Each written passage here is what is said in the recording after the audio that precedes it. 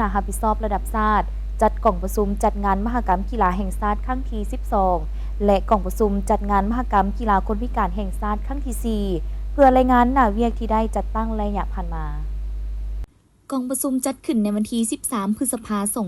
2025 ที่ห้องว่าการปกครองนครหลวงจันทร์โดยการเป็นประธานของทานอัศพังทองสีพันดอนเจ้าของนครหลวงจันทร์ทั้งเป็นประธานคณะรับผิดชอบระดับชาติปริญญาเอกพุทธสิมมาลวงศ์รัฐมนตรีกระทรวงศึกษาธิการและกีฬา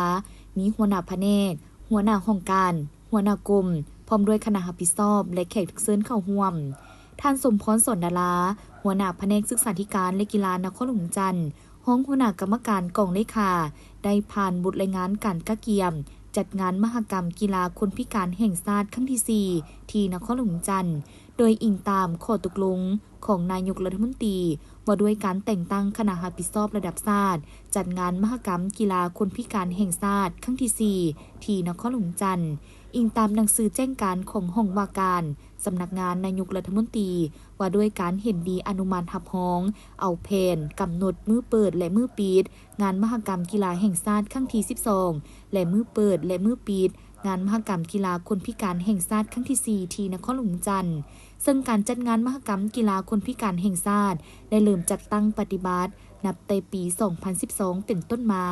ในนี้งานมหกรรมกีฬาคนพิการแห่งชาติครั้งที่ 1 ปี 2012 มีชื่อว่างานบุญมโหฬารกีฬาคนพิการทั่วประเทศในระหว่างวันที่20 หา 22 มังกร 2014 ที่แขวงหลวงพระบางเป็นเจ้าภาพประเภทกีฬาที่จัดเข้าในการแข่งขันประกอบมี2ประเภทกีฬาคนพิการคือกีฬาเปตังกีฬาดอกปีกไก่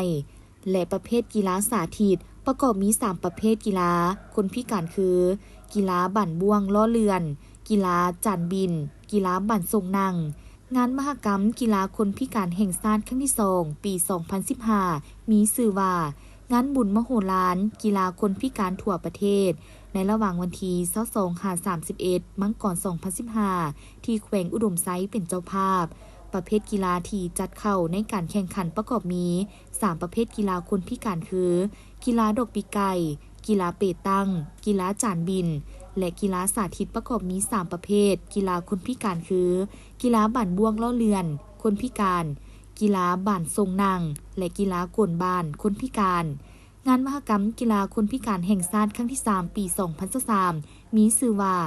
งานแข่งขันกีฬาคนพิการแห่งชาติในระหว่างวันที่ 14 หา 18 กุมภาพันธ์ 2023 ที่แขวงเสียงขวางเป็นเจ้าภาพกีฬาที่จัดเข้าในการแข่งขันประกอบมี7ประเภทกีฬาคนพิการคือ